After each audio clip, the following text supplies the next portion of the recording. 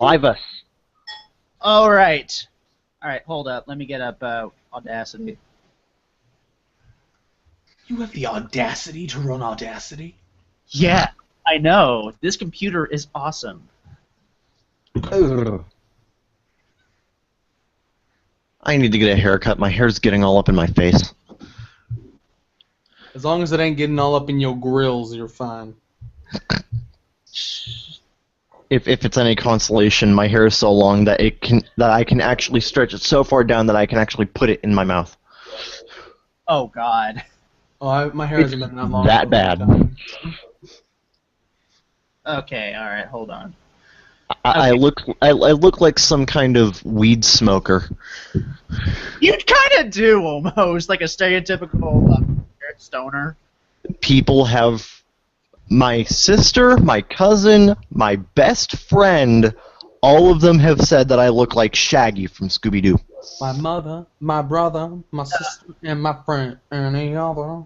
Okay, all right. Okay, we're going. Ready in 3, 2, 1. Hey guys, welcome to the 3rd episode of Otaku Midnight, 2nd season. And as always, my hosts. Hi, I'm Zeke Freak. Hi, I'm the other guy. Yeah. But are you Will Ferrell or Mark Wahlberg? Are you or Shaggy or something like that? Yeah. Yeah. Before we went on the air, we were talking about how he looks like Shaggy from Scooby-Doo. But yeah, this is your old pal Cube the Third, back again for another episode of Mad Podcasting. So, how's it been? It's only been like about a week since we did one of these. I've had terrible insomnia the night before, so I'm actually doing pretty good, but expect my verbal filter to be completely off tonight. Expect him to break into narcolepsy at any moment. Or turn into Miss Taros or Miss Caros at any second. Indeed. Don't pull a Mascaros on us. Yeah, come on, man. Don't No, do that. I think at the very worst I'll just turn into Colonel Stinkmeaner. Oh, God. What's good, nigga? What's good? Yeah. I'm not gonna do that now. Okay. I think there are about 1,000 people in the world who would lynch me if I actually quoted Colonel Stinkmeaner. Yeah. Or anything from Boondocks for that matter. Yeah, he's We're not going to be posting this episode to Tumblr anytime soon. So. Well, that's cultural appropriation. Christ. triggered. To some people, that's cultural appropriation, the show. Oh. Even though it was written by a fucking black guy. Anyway. Yeah.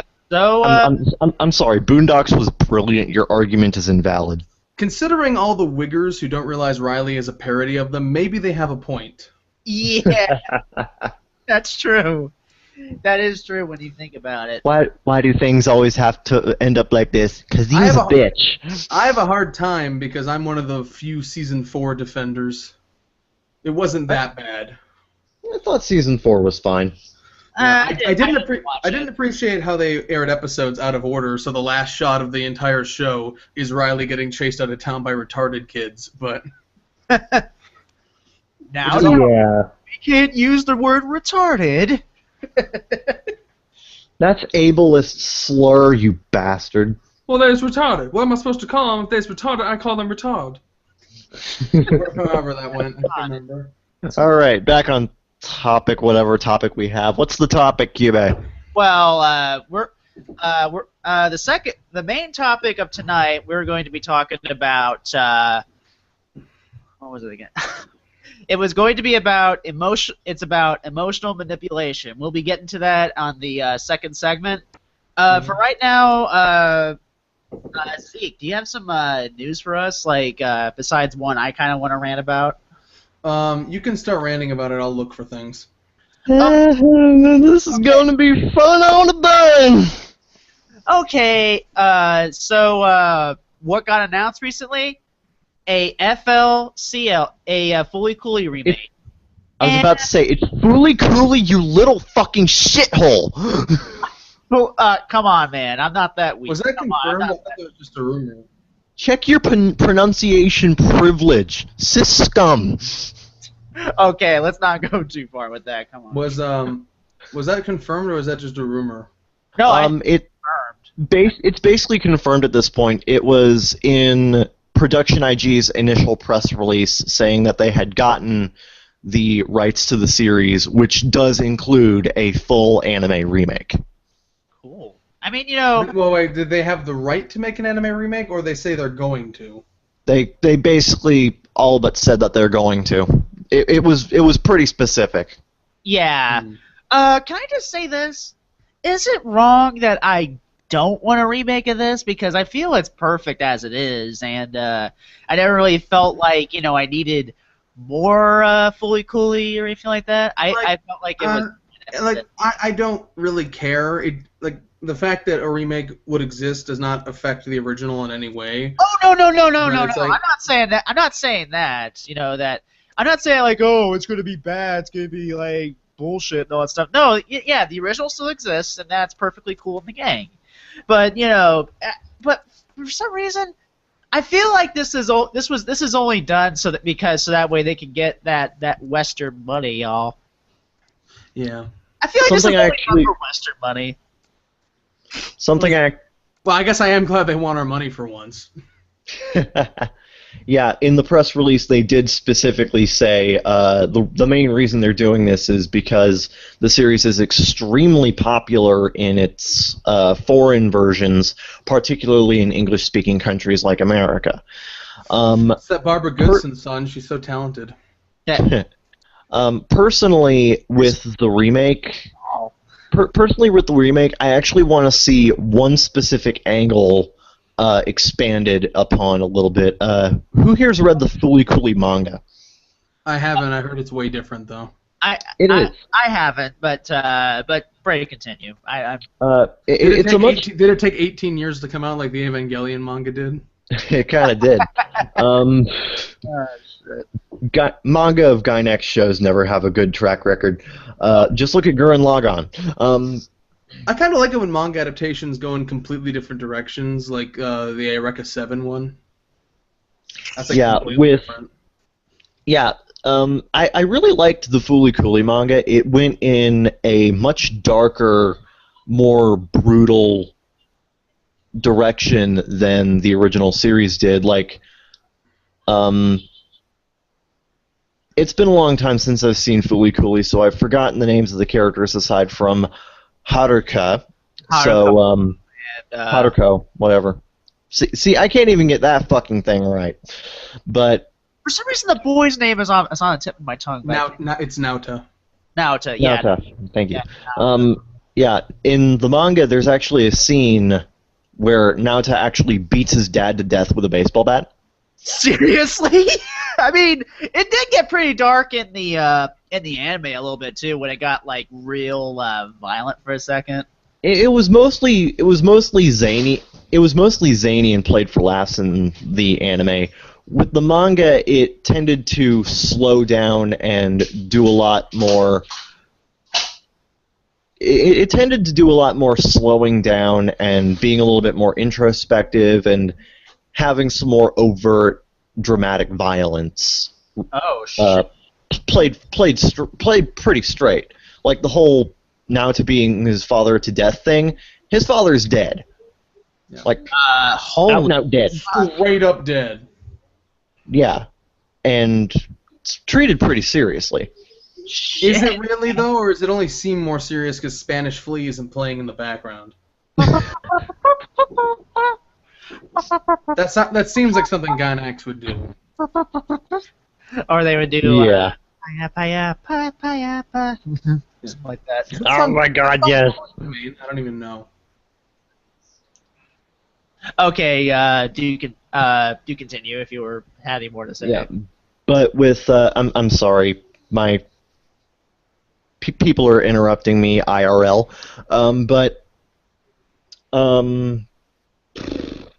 yeah, I want to see the darker aspects of the Fooly Cooly manga expanded upon more in an animated form.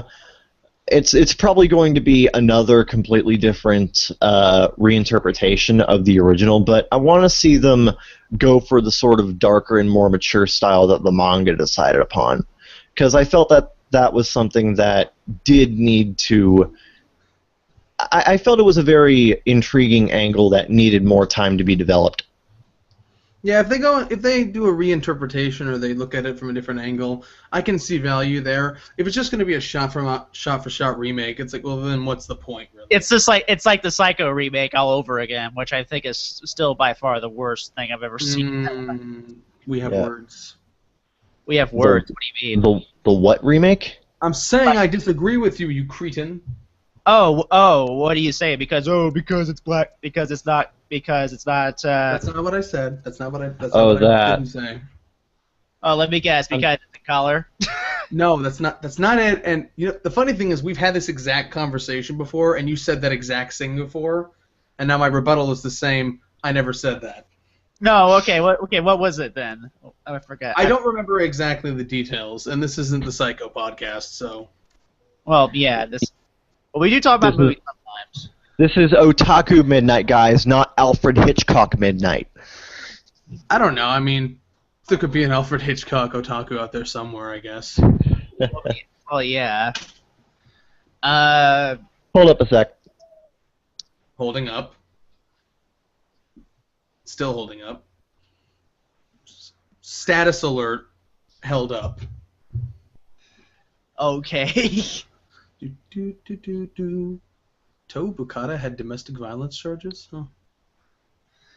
Yeah. Oh, I saw. Apologies. I had to tell my cousin outside to shut her mouth. Anyway. Yep. Hello. Okay, apparently he didn't actually hit her, but he was arrested for it. Okay, can we stop with this already? What? Okay, let's go on. Let's go on with this. Anyway, so Zeke, did you find any interesting news tidbits? Like anything that's kind of like we can talk about for a second. No, I really haven't. Not anything that anyone really cares about. Shirobako continues to sell gangbangers. Well, yeah, it's fucking Shirobako. I'm telling you guys that. I really am glad that anime is doing really, really well. I guess we won't know for a while on how well Gakugarashi is going. Is that one? I'm looking on the chart now.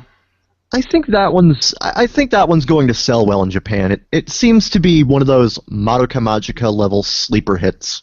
I don't think it's that level, but Yeah, I don't think well, it's similar in a lot of ways. You know what else is similar in a lot of ways? Daybreak Illusion. Oh boy, we're back to this again. I've never seen that, and I don't fucking care. Anyway, no, I mean, like, it's topped some, not that one, Gakugarashi.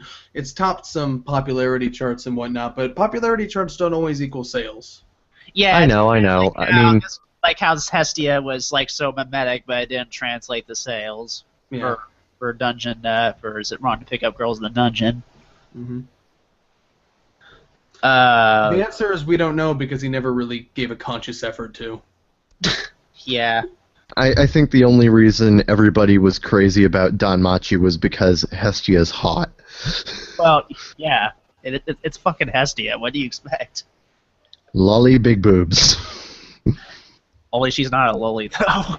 Everyone says that Hestia is a loli, but I don't know. She's not. Maybe it's like she's not. Maybe it's some sort of like oxymoron. Just it's like, sir, I have seen Opai Lolly. That is not Opai Lolly. Yeah. No, sir. It's a square candy that looks round.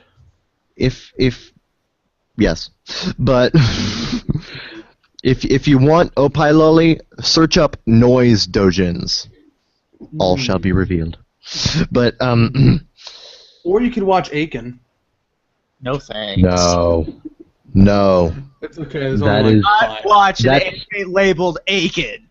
That shit is so that wrong on so many motherfucking levels, y'all. That is Bryce Papenbrook's finest role. Did you know that? Nobody needs to watch Titty Hell. No, that is science has gone too far right there, guys. Yes. It's like it's like I could accept stuff like Ikitosen or Seiko no Quasar, but Aiken is crossing a few too many lines. Yeah, at least those things you mentioned. At least those things you mentioned were good, well animated. At least Ikitosen was fun. There was that. Ikitosen is actually very fun. It's actually a rather interesting remake of Romance of the Three Kingdoms. Never thought. You know what? I just realized that Aiken is like the show that director in Shirobako made that was a huge failure. It's basically that show. Oh! It's even got the same kind That's of. what Jiggly Jiggly Heaven was referencing the whole time. I don't know, but it's Oh. even got that same kind of melted frame problem in some spots. Fucking hell. I particularly love Bryce Pappenbrook's performance because he phoned it in so hard. Oh It's my. like he knew it was shit, and it's like, oh, what in I've never fuck's heard. name? I've never heard Bryce Pappenbrook give less shits about anything. Normally, normally in any dub, he's like the one actor trying his hardest, but in that one, he's like, nope, not even Nope. this. That was like early in his career though too, if I remember. That's It's like, like, this give me the fucking money, and then we'll go from there. Yeah, I think Bryce is. I think the moment Bryce got the role of Kirito, everything started turning around for him, and I actually do like him as an actor. I really, really do. It's just I feel he's typecast too much, I can get and that. that the thing is with him being typecast for a certain type of character, it doesn't necessarily work for every different version of that type of character. Like, yes, it worked very well for Kirito, but it didn't necessarily work well for Eren Yeager. I love this review of Aiken. 10 out of 10. A true work of postmodern art with amazing animation and heavy meaningful symbolism. This work of narrative perfection never fails to impress. 7 out of 9. 7 out of 9 users found this review helpful. This is bait. This is bait. That's delicious, delicious, sarcastic bait. Mm. It's fucking unlimited bait works right there. Mwah, pizza bait pie. Okay. The scent of troll is almost palpable. Mmm. But 10 out of 10. Thanks. Saucy. what in the Jesus Christ? First topic. Oh no, we'll take it. Okay, all right. We will. What have we been watching before we kind of go to the second segment? I actually started the new Lupin the Third anime today. Oh, what do you think about that? Since I know you're the big Lupin dude. I adore Lupin. I've only seen the first episode because that's the only one that has fan subs so far, but I really, really liked it. It has some. I love the art direction, but it had a couple of moments of kind of derpy animation. If you look on my Twitter profile, I actually have a picture uploaded of Fujiko with wall eyes that says, "Great Fujiko, you look kind of cool."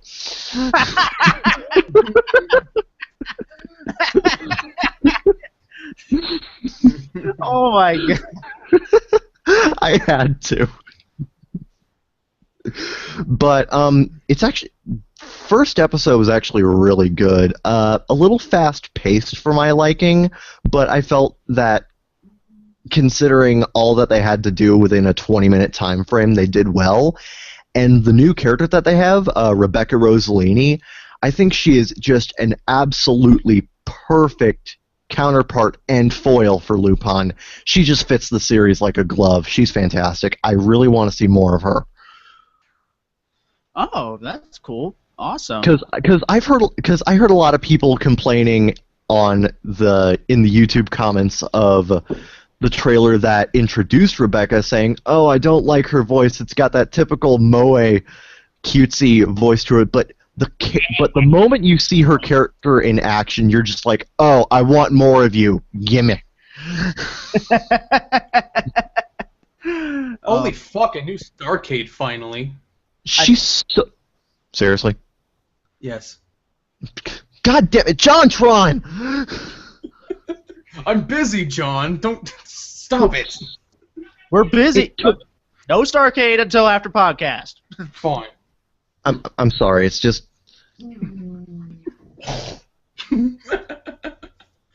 it has been how long since episode 3 of that fucking thing? Jesus. Like 2 months, 3 months, something like that.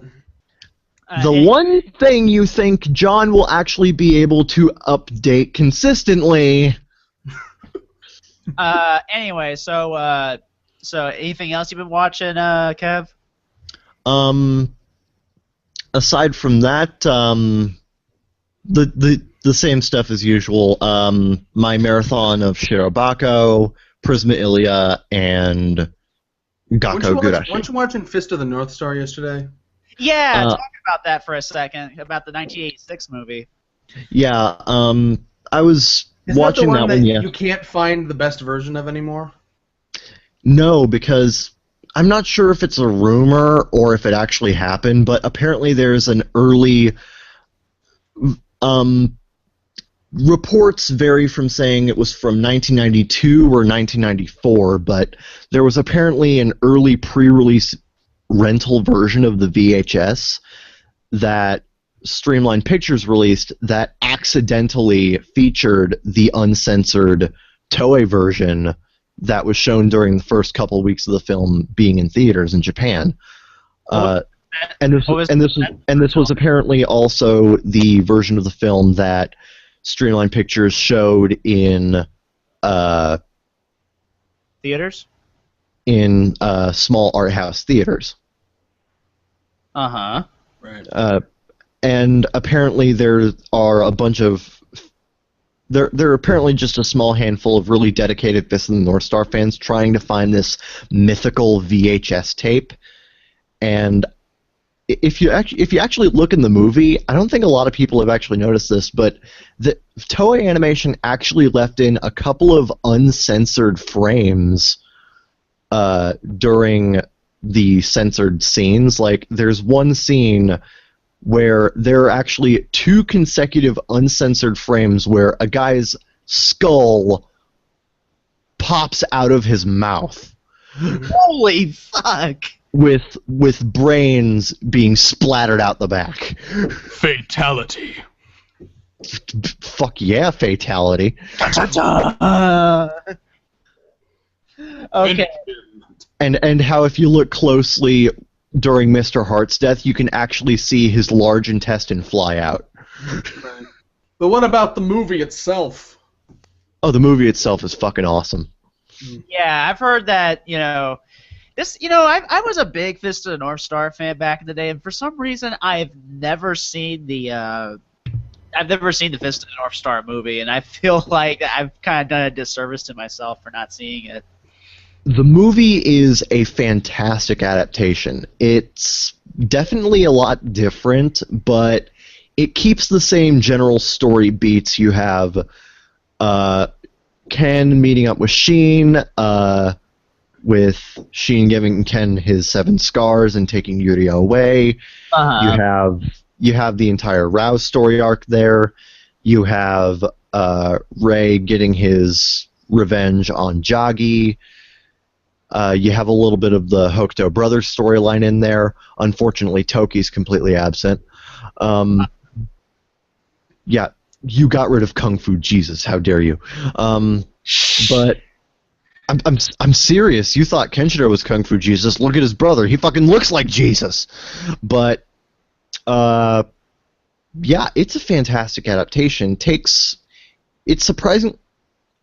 TV Tropes describes it as taking a long, winding kudzu plot and streamlining it into a 3-arc structure. Right. Into a 3. Which sounds cool. It's actually really well done. There are a couple things that are left unexplained in the movie that were better explained in the manga, but the movie was running at 2 hours as it was. Well, yeah, you can only cram so much into a 2-hour movie. Unless you want to But make a they- 4-hour epic. But Toyo Ashida, God rest his soul, did a masterful job. Damn. It's easily his best directorial feature, and yes, I am saying that Fist of the North Star is better than the original Vampire Hunter D movie. Ooh, shots fired. Vampire Hunter D is a good movie, but oh my goodness, Fist of the North Star blows it out of the water in every single aspect. You want to know something? I actually once tried to watch Vampire Hunter D like back in high school. I fell asleep. I tried to watch Vampire Knight in high school. I fell asleep. I think everybody falls asleep watching Vampire Knights. No, you don't understand. It's the pinnacle of shoujo. Didn't you hear?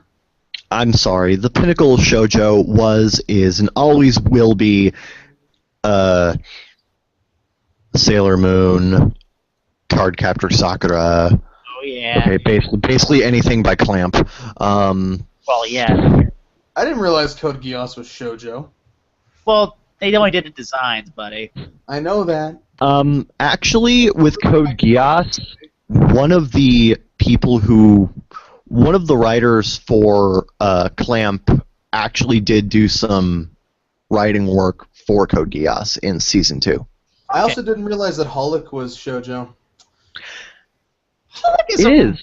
I never really thought of it as Sojo. I thought that would be more. I've never thought of Holic as anything other than sleep-inducing. Yeah, that too.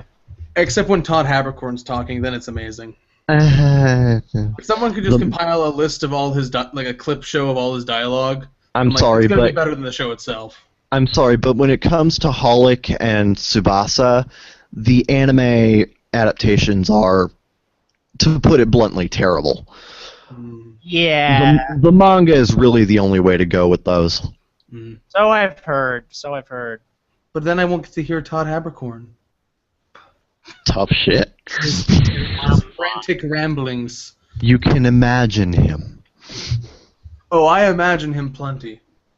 Oh God. You would, Zeke. You Hey, would. Todd, call me. But oh yeah, I kind of want to discuss this. Kevin, what did you think of last week's Gakugurashi? Because I don't know, I felt like that episode was mostly a wash for the most part, even though it did have a lot of cute moments in it. I disagree. I liked the build up to the end of it. It started off as definitely having. You knew that from the beginning the episode was building up to some big reveal at the end, and I felt it did a good job of building up to it. But for the most part, until like that reveal, it was mostly kind of a wash. At least I thought so. That's kind of my opinion. But you know, I thought it had great atmosphere. I thought it had great atmosphere until Yuki showed up, and then that all went away for more comedy that I didn't think was as funny as it should have been. Yeah, that was basically it. I mean, don't get me wrong, Yuki is cute as all fuck and all that stuff, and it's almost as if they thought, no, this is getting too serious. Yuki, come over here. Yeah, come over here. Let's pep the audience up so they don't start crying again. Mm-hmm. Fucking episode 6. For me, it's episode 4. The episode 4 made that. I mean, you know, that ending, that song in episode 4. Right. Nope. Fuck it. Episode 6 fucked me up. Episode 6 just fucked me up. Poor. Oh yeah, and so Zeke, how's Yu-Gi-Oh been? Yu-Gi-Oh. I think he knows how to pronounce it, Kevin. I think he's just being a dick. It's to kind of give a little bit of context. That was kind of like stuff when people made fun of Yu-Gi-Oh back in the day. People used to call it Yu-Gi-Oh.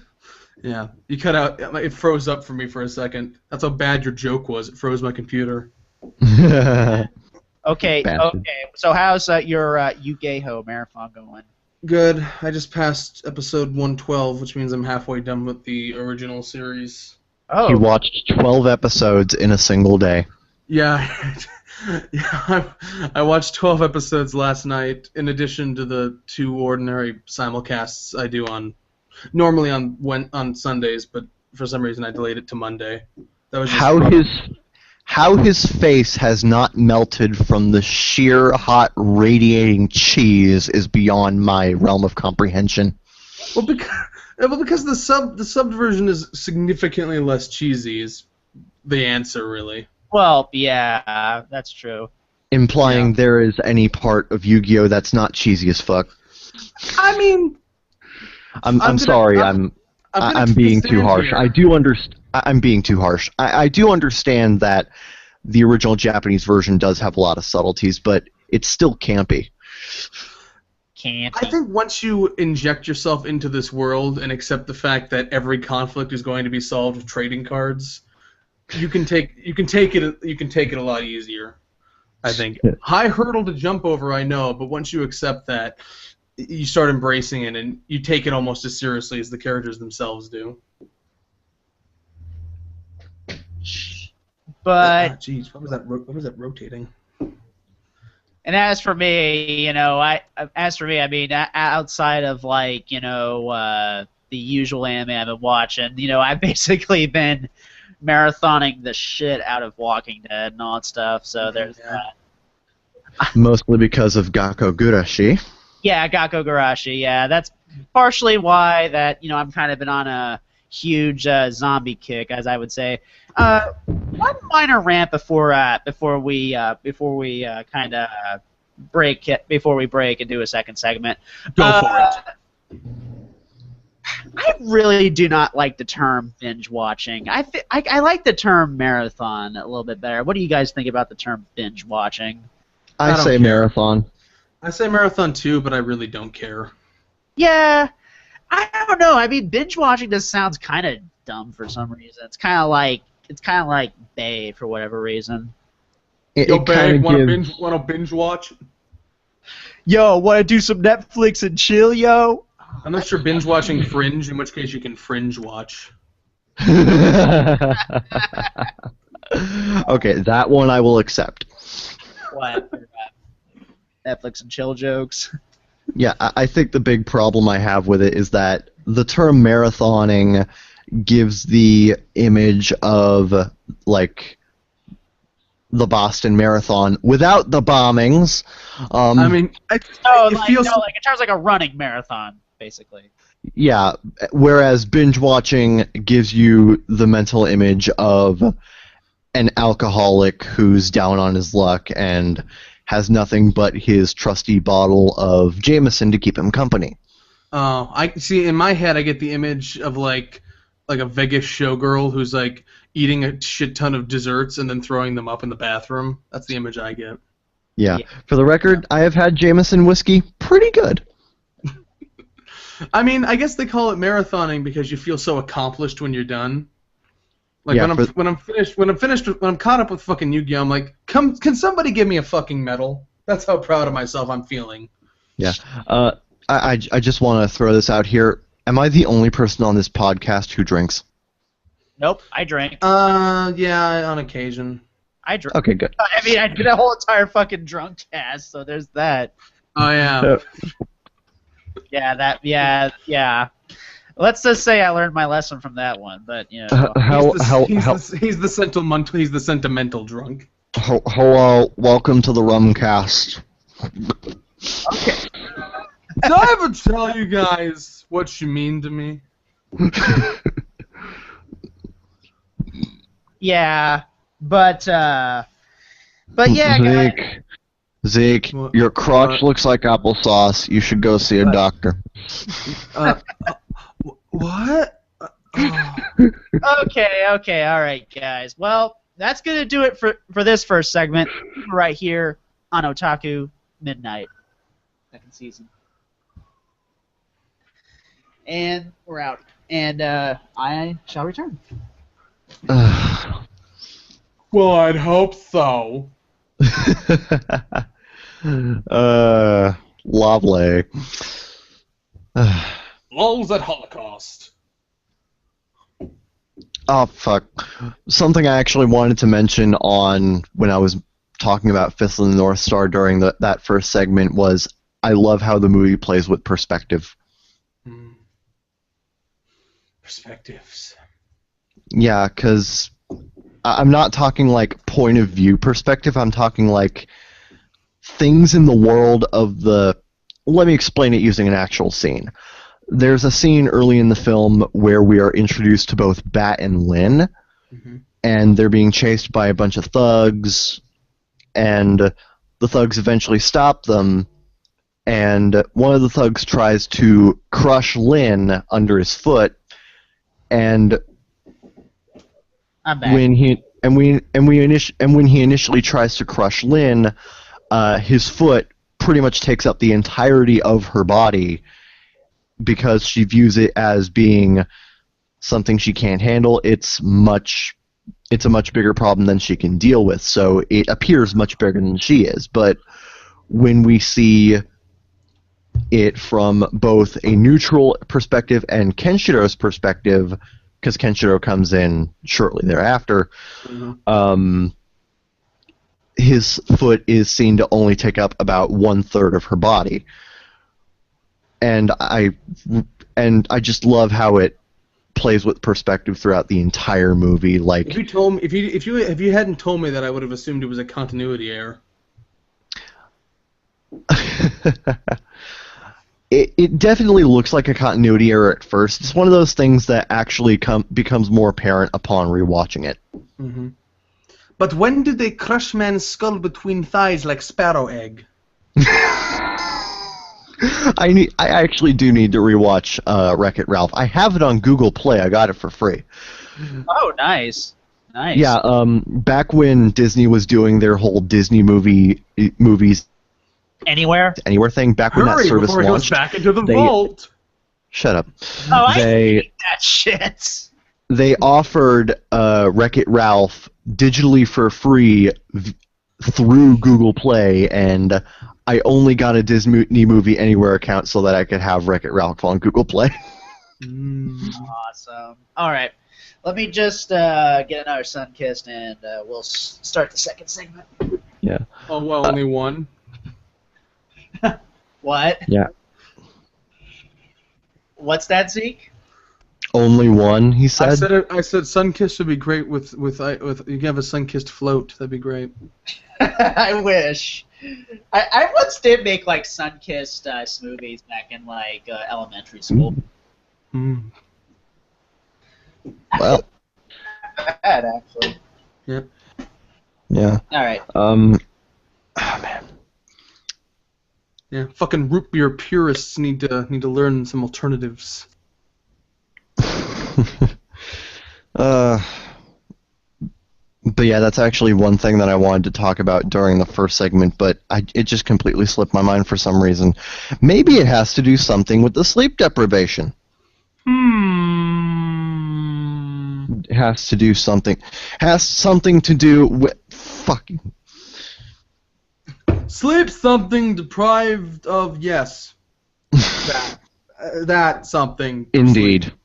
Yeah, with Google Play, I actually do like it because they occasionally do offer movies up for free. Like, during, I think, the 5th anniversary of Google Play, they offered the first Transformers movie. Transformers!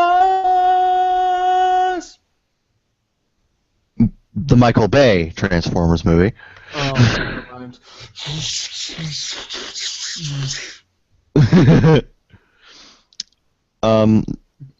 Back when they released Desolation of Smaug, or was it Battle of Five Armies, one of those, they offered Fellowship of the Ring for free.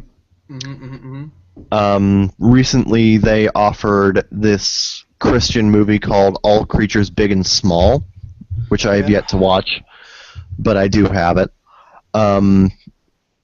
As well as a couple of short movies like one of the live-action Fairly Odd Parents movies. Oh, joy. Those are amazing. They're shit. But they're shit, but at least they're entertaining shit. That's the one thing I will give. It's amazing. It's Drake Bell's swan song. It's pretty much the one thing I will give the more recent seasonal rot episodes of Fairly Odd Parents. Fairly Odd Parents seasonal rot is at the very least miles better than SpongeBob SquarePants seasonal rot. What? Yeah, What's yeah, but rot? I said, at the very least, I will give Fairly Odd Parents this. Fairly Odd Parents seasonal rot is miles better than SpongeBob seasonal rot. Oh God. See that? Exactly. I like I forgot what seasons, because I didn't really pay attention to seasons back in the day, but I think it was probably around season 3 or season 4. That's when I was like, yeah, SpongeBob, we done. Agreed. It was around season 4 with the Crabio Mondays episode where I was like, what is this? What is this? She is. Okay, yeah. So I wasn't really at the what is this shit part until I saw the splinter.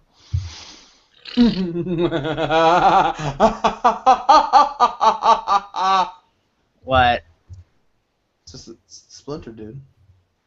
Well, Okay. the splinter and House Fancy.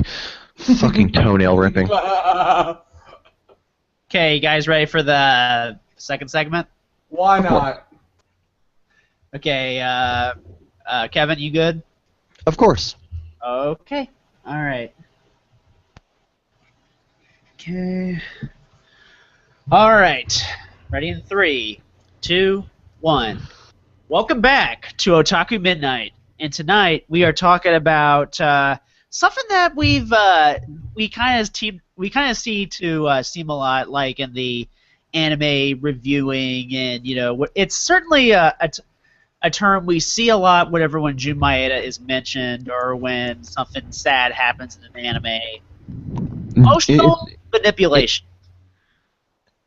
Okay, I just want to say something real quick. What up? It's not real. It's bullshit. End of discussion. Next segment. No, You've been listening to Otaku Midnight. Join us next week. no, seriously, we gotta have a good. Basically, here's my thing about emotional baiting, or like, oh, this thing's emotionally disgusting. I don't know. I've always felt in my head that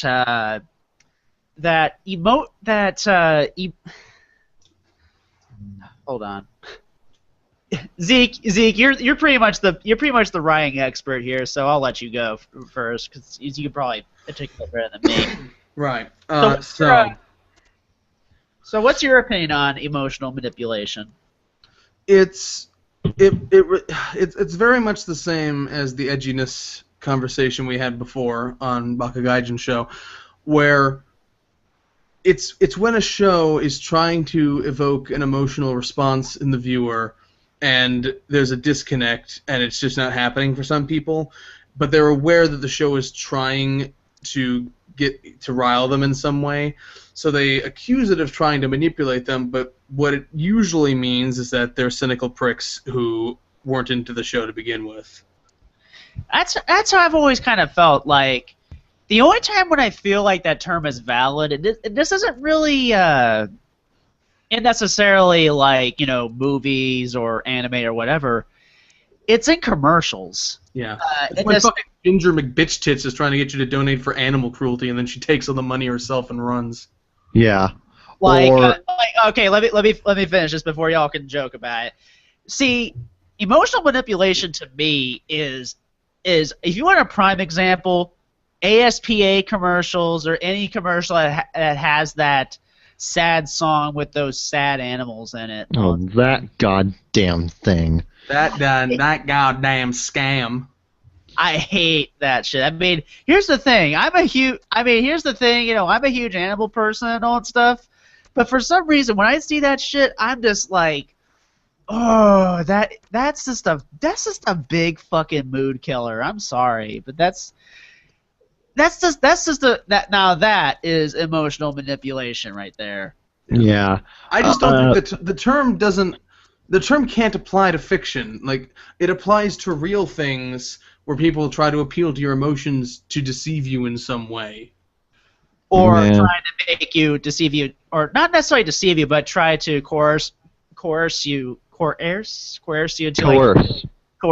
coerce you into donating to the ASPA or sick kids in Africa. When they're trying to trick or swindle you. From a narrative standpoint, I think there's only one piece of fiction that I felt was trying to manipulate me emotionally, and that was this movie called Pay It Forward. Oh, really? To Google! I did not like that movie. It's basically just, this kid's trying so hard to give these other people who are less fortunate than him a fair shake, and he's so young and so full of life, and he's doing such good work, and there are people who don't want to really believe in what he wants to do, but he still does it because it's what he believes in, and he gets shot at the end of the movie. Spoiler territory, by the way. Who cares? It's not a good movie. Holy cow, it's got Haley Joel Osment. Yeah, exactly. Yeah, there's your problem. It's got Haley Joel Osment in it. People say I used to look like him back in the day. You look nothing like him today, although I think you're the same age as him. Yeah, we are. I think we are. You look more like you look more like a bloated Macaulay Culkin. Oh my! You look more like Macaulay Culkin. Thanks for being creative. I was just gonna say Adam Sessler again. Oh god! Hey guys, Adam Sessler here. I'm here on Otaku Midnight to talk to you about how I'm bringing back X-Play. Fuck you, cheap. This game gets X-Play was awesome. This guy gets X-Play sucked. X-Play was good up until anyway they switched to the. X-Play was okay if they were talking about anything that wasn't Japanese. Yeah, that's not. Right. X-Play fucking admitted that they fucking insulted anime fans just because they could. And because it's what their viewers responded well to. Yeah. To be fair, I never liked Naruto, so I never had a problem with that. Anyway, so emotional manipulation. I do feel the term is very, very, very, very flawed and very, very. It seems to be only used when it's like, whenever, like you said, Zeke, is when basically when the viewer is just not feeling the emotion and all that stuff, or just not feeling it at all. The big problem with a lot of these people is that they go in expecting the show to get an emotion out of them, and they misconstrue that as you're trying to force me to emote. That is such a fucking cynical way of looking at shit. Exactly. I don't see why people do that. That's not. Thing I see that as if a character can make you sad in a good way, if it's all if a story can make you care about a character so much when you actually connect with them, and then when you see them die on the screen or die in text or panel, whatever media you're reading it from, to me I feel like that's good writing. Or if it didn't really hit the right emotional beats with you, it didn't really hit the right emotional beats. Well, that's the thing, is that to these people, it's only good writing if it actually works for them, and if it didn't, it's crap, because apparently their opinion's the only one that matters. Yeah, my main problem with Pay It Forward, and a lot of people's main problem with Pay It Forward, was they made Haley Joel Osment's character a martyr. Right. Yeah. Oh, here it is. There's a quote from Roger Ebert here on Wikipedia. The movie itself is too emotionally manipulative, and the ending is bad. Yeah, he's right. He's totally right. Yeah.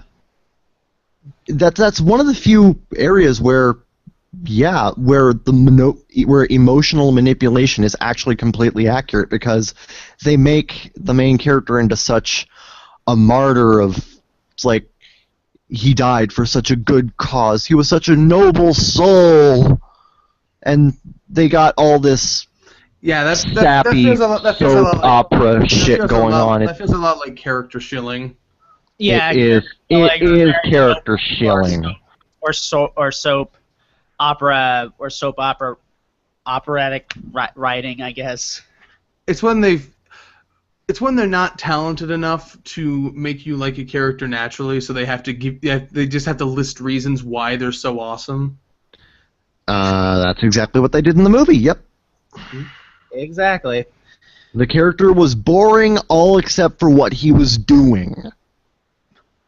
I just believe it's just like, I just believe that's the mark of good writing, like, at least to me, like, I've always kind of considered it to be good. I considered, like, it to be good writing if it just makes you attach and connect. And that's the whole reason why I enjoyed Jun Maeda's work so much, because I've been a big fan of Jun Maeda ever since 2005, ever since I saw Air and all Air and Canon, whatever you think of those adaptations. I mean, I think the 2006 adaptation is good, in my opinion. Yeah. But yeah, I think he's honest. I think Jun Maeda is honestly a really good writer. It's kind of a shame that that a lot of people don't really seem to share that same opinion. Yeah. No, a lot of people share that opinion. Just people in professional positions don't share that opinion. Like, whenever but yeah, we're trying our best to kind of stay away from A&N. Yeah. Stuff because we're trying the best to stay away from a specific group. Yeah. Name and address withheld. Yeah, basically. But yeah, it's right. But anything else you guys want to say on emotional manipulation? An excellent example of a movie that did the emotional thing correctly and really made me feel for the characters on a basic level. Like, I enjoy these characters, but then you see these characters in these terrible, despairing situations.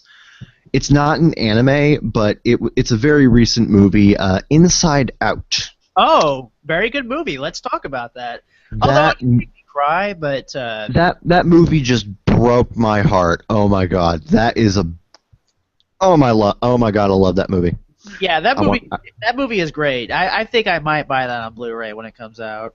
I'm definitely buying that one, because let me tell you, when I was in the theater watching the movie, about half the auditorium was filled. There was me, an old married couple, a young 20-something couple, at least two families with adults, teenagers, and children, and one other lone teenager, 20-something, and I don't think there was a single dry eye in the entire auditorium, because there were points in the movie where I heard everybody else sobbing along with me. Yeah, like, I didn't really have that same reaction to Inside Out, but I did feel like legit, terrible for, like, some of these characters and all that stuff, and especially when, like, okay, we're probably gonna go into spoilers on why we let's just say that one scene happened. Yeah, with, a certain imaginary character and all that stuff, and that looks like an elephant and all that stuff. Oh man, that was like, damn, you put this in a movie. Props to you, Pixar. You are awesome again. Yeah, honestly, I think the only director at Pixar who actually knows what he's doing anymore is Pete Docter. Oh yeah, most definitely. Because John Lasseter, what was the last thing he did again? Exactly. Three, I guess. No, wait, he didn't direct that one. That was someone else. I forgot the name. Also, he directed a movie after that, so. But yeah, Pete Uh, Docter. Pete Docter is pretty much the only director in Pixar now who I think really knows what he's doing, and with Inside Out, that's his masterpiece in my opinion. oh yeah. What do Like you my think of the guy? What do you think of the guy they now have doing The Good Dinosaur? I don't know because I haven't seen any of his work yet. I haven't seen I know the guy who came up with the idea left, and they got a different director. Yeah, the main problem with that. Yeah, they did the same thing with Brave, but here's the difference between that and Brave. With Brave, they tried to take the exact same concept that the previous director had and still try to make it work, and it fell flat. Like, they still had the same writer, the same story, Right. the same characters, But the same overall structure. with The Good Dinosaur, they purposefully delayed it because they didn't want to make another bad movie. So They they reworked a lot. yeah, I really hope it pays off. I'm hoping it pays off. they completed their initial version of The Good Dinosaur about 50% before they realized this isn't fucking working. Scrap it. And they did.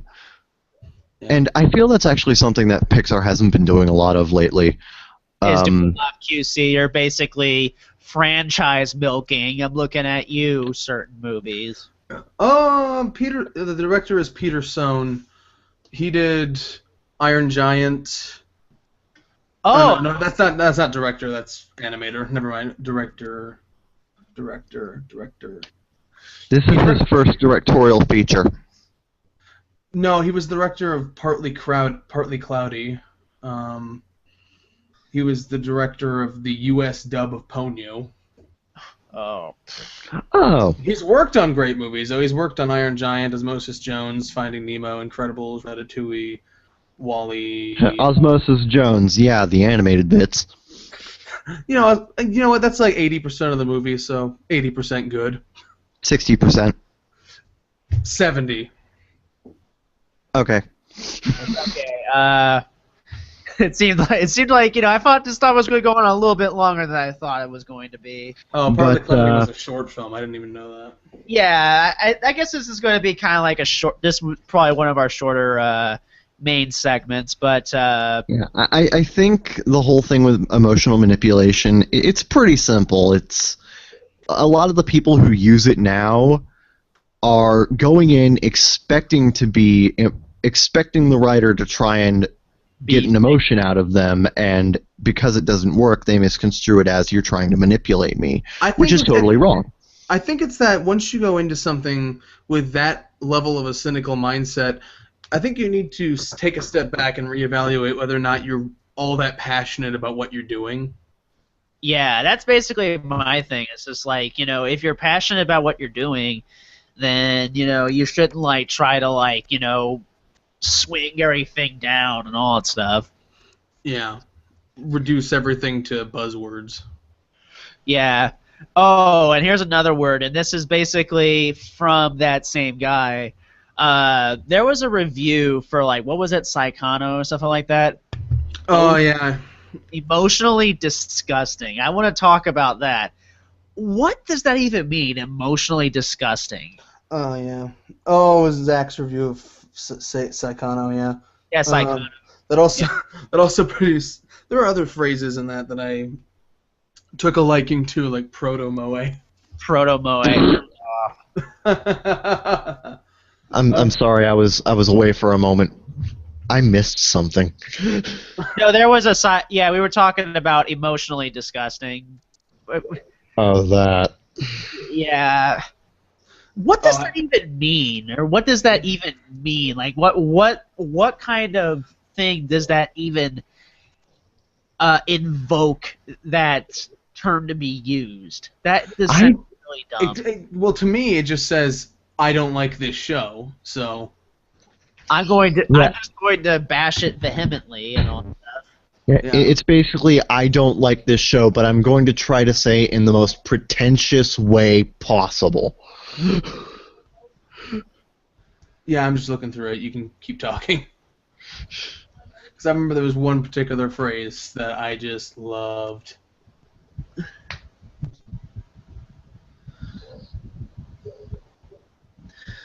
But Hello, dead air. yeah, hello, dead Oh air. no, actually no. I was reading the wrong thing. That was Gabby's review of Psychono. Oh fuck. Oh, okay, Gabby. That was different. Fuck, I don't remember. Oh, there it is. There it is. Proto-moe. Kicking the puppy. Kicking the puppy. Also, what do you describe as proto-moe? I mean, I don't. I don't. What? To them, I'm guessing they mean anything before Lucky Star, but to us, I don't know what they're talking about. Freaking you! Always been around if you're since the fucking 80s. That if you're going by that, freaking Astro Boy is proto-moe. I like how both Gabby Freaking and Golgo Zach, 13 is proto-moe. I like how both okay. I like how both Gabby and Zach use the same wording. Psychono wastes no time at the beginning of its threadbare story. That sentence is copied almost word for word between the two reviews.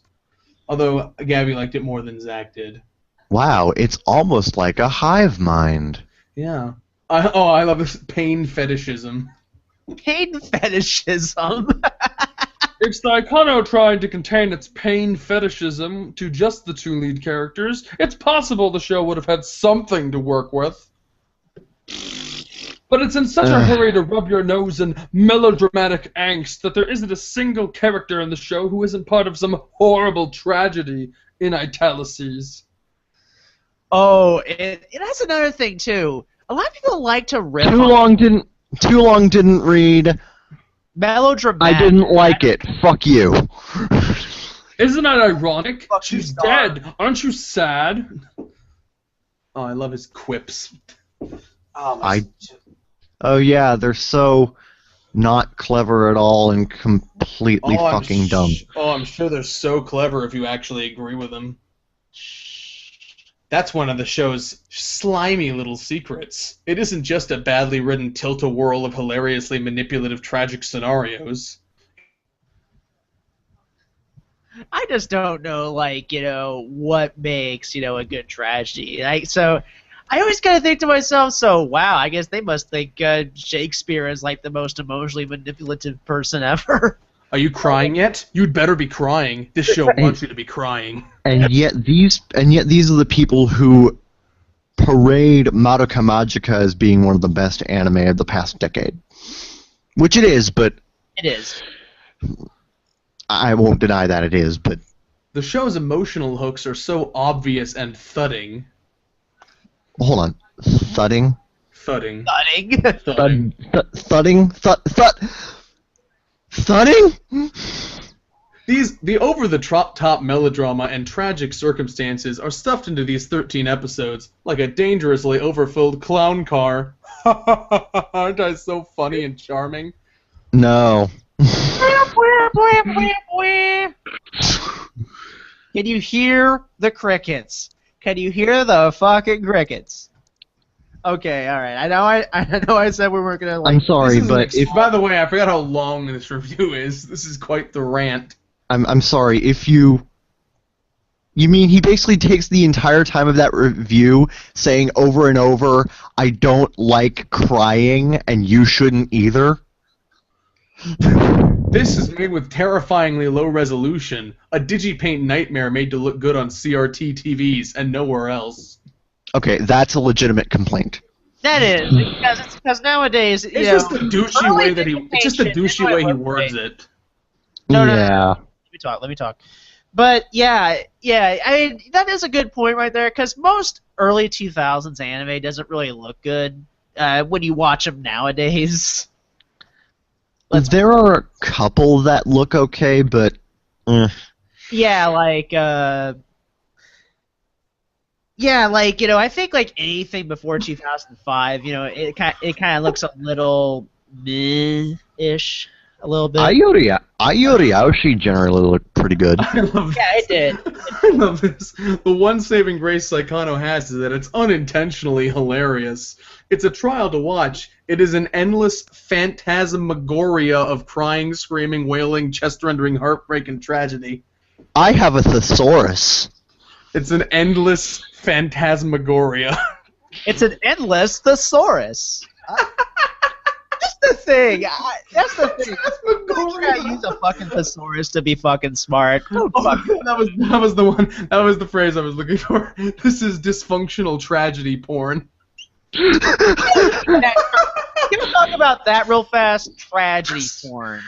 What defines tragedy porn? Can you define that for me, please? Okay, I understand. I understand the term scenery porn, which is basically you get to see all the little details, nothing is spared. Similar to how in porn you get to see all the little bits, nothing is spared.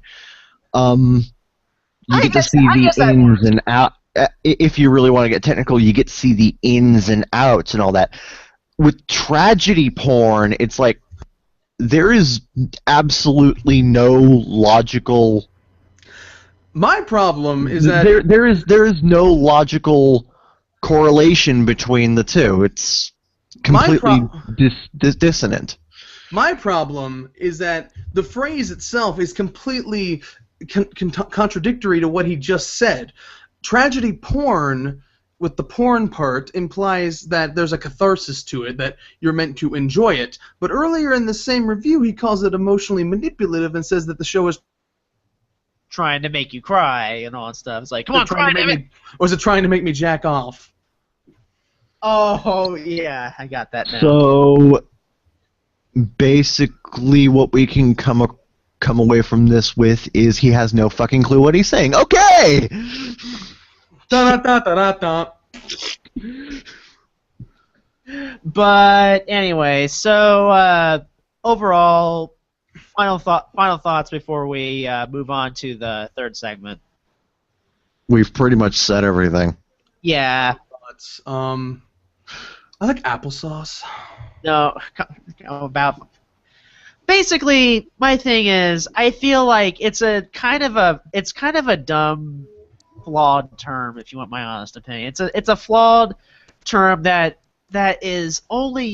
should only be used, like, you know, in certain instances when it's just a badly written tragedy or whatever the case might be. The character is weak, but they're trying to force their circumstances in such a way that you have to feel terrible for them. I'm going to flat out say that I don't think the term should really ever be applied to fiction. I think it should really only be applied to real propaganda. Yeah, like commercials and all that stuff. Like Ginger McBitch tits over there. Yeah, and again, you know, you actually pretty much, wow. Pay It Forward is actually propaganda. I'm not kidding. We're discovering things on this podcast. I'm sorry. If anybody likes that movie, I'm sorry, but it kind of is. Illuminati confirmed, folks.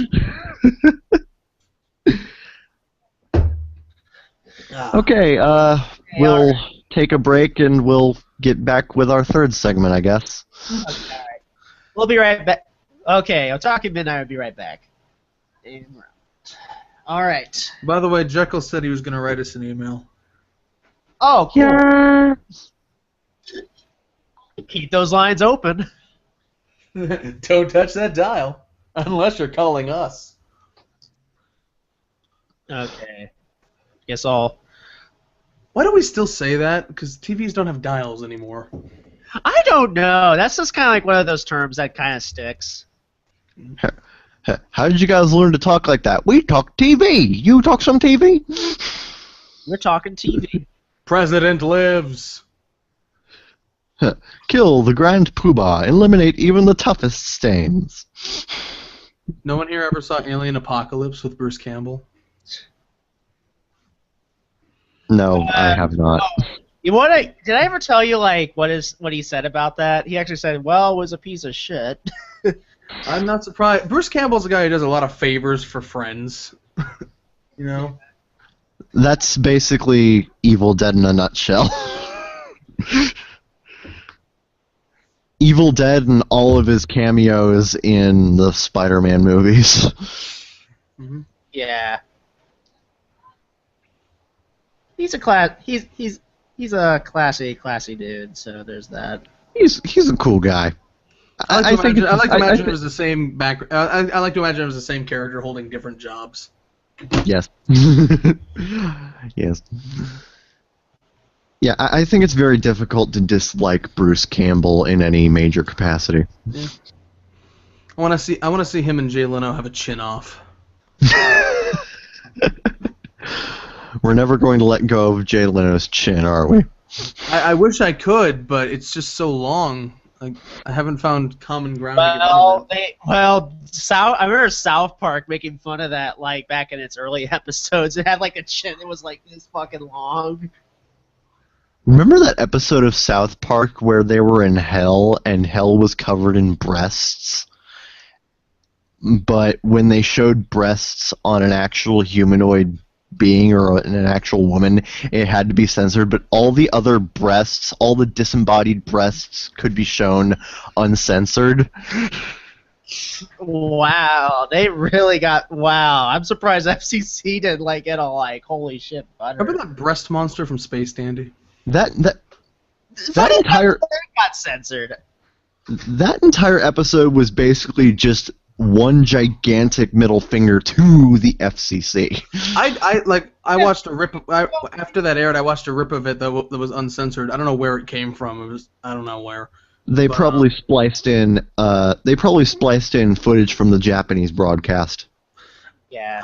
I don't know. I think it was ripped from Adult Swim's website or something. I don't remember. Maybe. You might have to ask Dempa, but he probably won't answer you because he hates Space Dandy. It was so amusing because every week he'd post the episode and he'd be like, "Here's your shitty show for morons." Okay, bye. I'm sorry. Space Dandy was great. Meh. I like the first part. I thought season 2 was shit. I thought season 2 was better than season 1. Season 2 was so boring. Season 2 had better character moments. No. I don't remember it well enough to have a solid counter argument, but I disagree with your stance. Oh, it was boring and the animation sucked. I also disagree with you on that. It's Bones at their fucking worst, where they have no care for consistency. Now listen here, you little shit. Oh, it's so fluid and in the motion. Shut up. It looks like ass. Your ass looks like ass. Excellent comeback, bro. What's going on? Nothing. Kevin just came up with the greatest comeback of all time. What did you say, Kevin? Your ass looks like ass, bro. Your ass looks like ass. No, it's the way I said it. He was talking about how season 2 of Space Dandy looks like ass, and I said, well, your ass looks like ass. I guess one of those things I gotta rewatch. I guess one of those things I gotta rewatch. You had to be there. It was just one of those moments where it's like, yeah. Yeah. It's like you cannot say something like that in complete confidence, or else it just does not work. It's kind of like with the line "No, I doesn't" from Futurama. It was supposed to be said in complete. It was supposed to be said with Fry saying it in complete confidence, but Billy West read the line, got confused in the middle, and said, "No, I doesn't." and that kind of clicked in a sense. Yes. What episode was that? Was that like when they were like going against the Brain People or something? It was one of the early episodes, yeah. Just remember that the Scooty Puff Jr. sucks. That's my favorite moment from Futurama ever. This time he was prepared with his Scooty Puff Senior. Poppy Brothers Jr., Poppy Brothers Senior. Has Jekyll Geek sent the email yet? Cause I don't know. I don't check the email. You check the email. No, I haven't even got anything yet. I swear I told him we were recording today. Whatever. Did you clap 3 times and make a wish? Oh, I mean, Oh, I'll just keep reloading, and if we don't get to it, we'll just read it next episode. No big deal. 3, 2, 1, next segment. No. All right. Ready in 3, 2, 1. And welcome back to Otaku Midnight.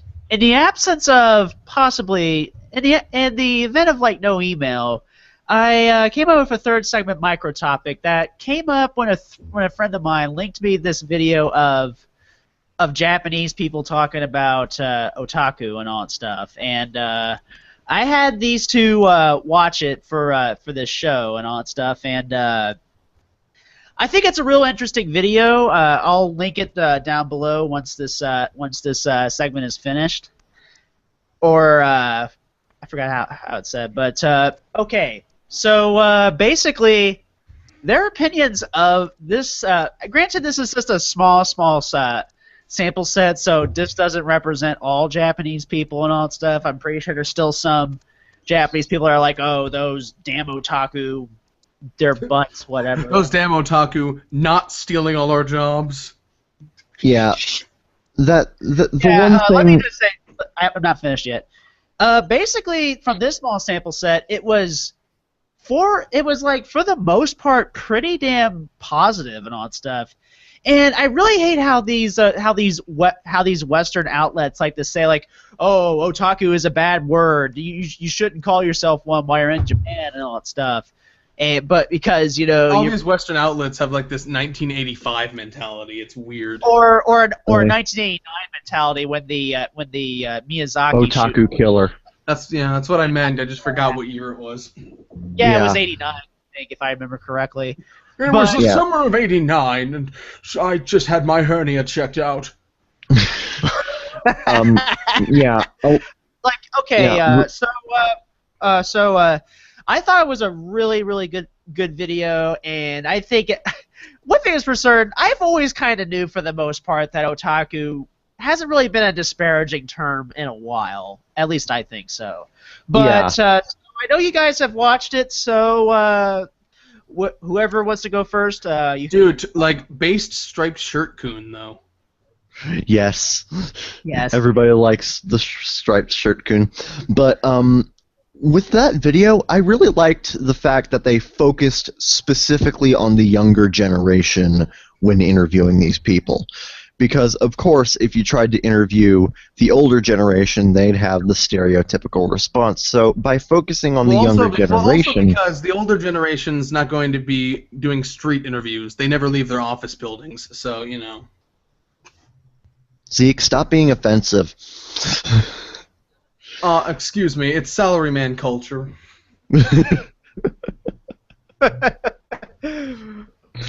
Oy vey. It's going to be a long segment. Yeah, I really enjoyed that they specifically interviewed the younger generation, because of course if you interview the older generation, they would have the stereotypical response. They would pretty much have a negative... On the other hand, you could also claim that this is rather cherry-picked because of that. No, I disagree, because it's focusing on the younger generation. The younger generation are actually what most otaku in Japan currently are, the 18 to 25, 35 demographic. You just took that small gap and made it a lot bigger. I just wanted you to know. Fuck your ass. Okay, 18 to 25 demographic is really the biggest area with the otaku in Japan. And, of course, they interviewed similar people within that same sort of group so that they would get a more accurate representation of what a lot of modern people in Japan think about the whole otaku lifestyle and the individuals regarding it. I don't know, man, because it's 8 people probably within walking distance of each other. And Yeah. I'm not saying this guy had to go out and interview thousands of people. That would have made a really boring video. But Also, too, this is just a small sample set. So, that's the reason why I put a little disclaimer saying I know this doesn't represent all Japanese people. Hell, my friend Emmy, she's a bit older and all that stuff. She's a mother, and she's even flat out kind of said because she recently had her daughter over there, and we were and they were in Akihabara, and I was like. And I guess one of her friends said, "Hey, can I come over there?" And he was like, "Yes, all my otaku children are welcome." And she was it was actually very cute. She was actually really kind of supportive about it. She wasn't dismissive. She wasn't a dick about it. She was actually really nice about it. I mean, I guess we shouldn't really, discount the older generation as much, even though I believe she might have been born in the 70s, I believe. Don't quote me. Yeah. But I mean, this is an enlightening, not enlightening. What's the word? Fucking a uplifting video in a sense, but it doesn't really prove anything because I mean I've known this. We've known this. Yeah, we've known this, but this pretty much almost confirms it. But I felt this video. I feel if what could have been done better if they interviewed like a wide segment rather than just have it done in a small. Again, probably the only people that would do a street interview though. Yeah, people that are willing to be in the camera and also because I know most Japanese people are camera shy for some reason. Steals your soul, man. Yeah, I know, bruh. Yeah. Stealing my soul right now. Fuck you, camera. The only person in that video who who was such a soulless husk all the time. the only person in that video who looked like he was about to steal our souls was that one guy who was always on the left of the screen with his eyes bulged out, looking off screen with his freaking teeth showing. Yeah, that was the only guy who was like, I have somewhat negative image of otaku. Yeah, that was that guy. Yeah. That was the one fucking Debbie Downer of the bunch. And he was still positive. Yeah, but he wasn't he didn't approach it with such derisiveness. But he's like, oh, they're all pedophiles, they're all this, they're all that, that kind of thing. He acknowledged the negative. He generally just acknowledged the negative aspects, but still generally had a more or less positive outlook on the situation. Uh-huh. Which is or at least an apathetic one, I think. Yeah. Yeah. Which realistically is probably the best outlook you should have on the situation. I've always said that the most apathy is always going to be the most common outlook, because there's too many people who just don't give a fuck what you do, so, Yeah. That's what I've always seen it as. It's people like to say oh, Japan cares about what you do in your spare time. I mean, I always do believe that maybe as far as nerd culture over there, I still believe it's mostly kind of a hush hush thing. Got to keep your power level down when you're not around your nerd friends, I guess. I love how after Dragon Ball Z and Dragon Ball Z Abridged and the DBZ Kai series, keeping your power level down has actually become a bit of a slang term. Mm-hmm. Yeah, I've always kind of heard that term around basically. Thanks, Team 4-Star. On a bit of a side note, because I do understand the need to quote unquote keep your power level down, when you're at work or when you're at school with your other quote unquote non-weeb friends and all that stuff. And how there are just normal facts, and how there are just certain things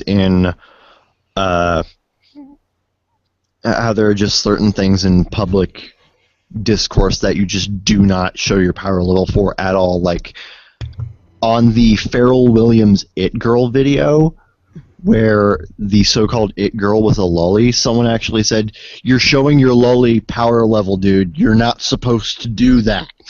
Oh, that It Girl. I thought you meant the Jason Derulo It Girl. Oh fuck, God, no. You could be my It Girl. Baby, you're the shit girl. Loving you could be a crime. Shut up.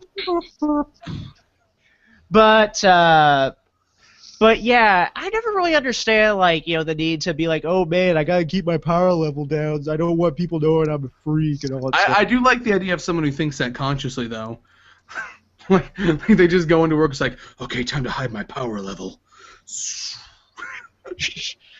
trying to keep my power level down. I don't want my boss. He comes home, he's like, I can power up again, and he just starts screaming. or you just No. He comes back home and instead just go Shibi. does like no. He comes home and instead does like a Super Saiyan Umaru-chan. Oni-chan! Or the guy's just like, what? The fucking little hamster shit. The fucking neighbors are like, keep it down! Keep that anime shit down! You cannot quell my thirst for cola. Did you know it's illegal to have window puppet shows in New York? No, I didn't know. No. I'm Sad. pretty You sure. fucking ruined my bucket list. Well, Today on Crazy Otaku Midnight Non Sequiturs with Zeke. It is illegal to walk a cow down Oberlin Avenue Okay. on Sundays. Okay. I like how I happen to have an encyclopedic knowledge of everything we happen to be talking about, but all of Zeke's encyclopedic knowledge is of completely irrelevant shit. Okay. All right, guys. We have one email, and then we'll go. And I know this is basically a shit post. This comes from Jekyll Geek. This is Jekyll. You guys sucks. My dick is so long. Your ass looks like ass. Okay, my dick is so long, I just want to say 8 inches, motherfucker. Oh yeah, well mine is Drew Pickle size. Just saying. My name is Drew Pickles, and here I am at Sheets. Here I am at sheet. Cube, that's 144 eggs. I know, right? So I beat all of y'all. So smack.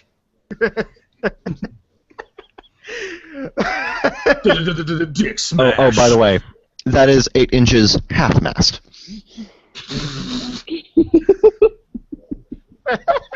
It's so rehearsed.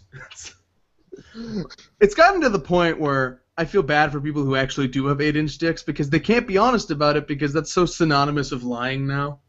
Well, Because it's the perfect lying length. It's like it's believably large, but it's not like impossibly large.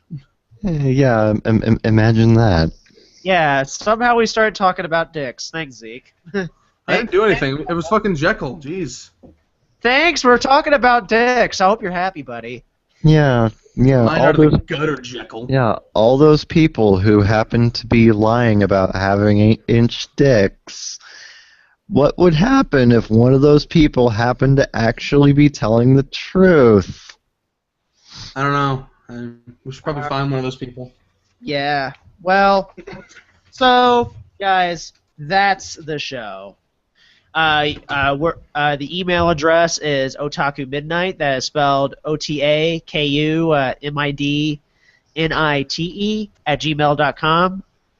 Check out Baka Gaijin Show with also these two, and also check out NTR Radio, which I believe they're not really doing a live stream right now, but they're doing I think just a Skype MP3 only recording for right now. It showed up in my subscription box, but it could just be an event flag.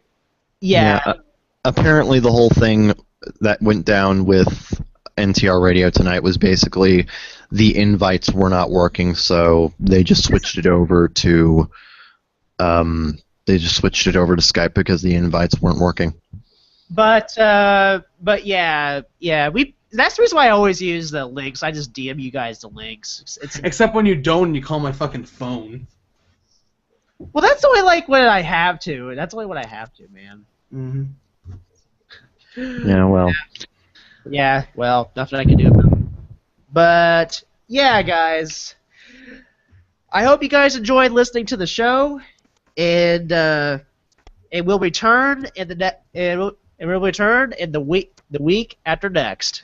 So, and even though our dick is so long, every time we say it, This is Otaku Midnight.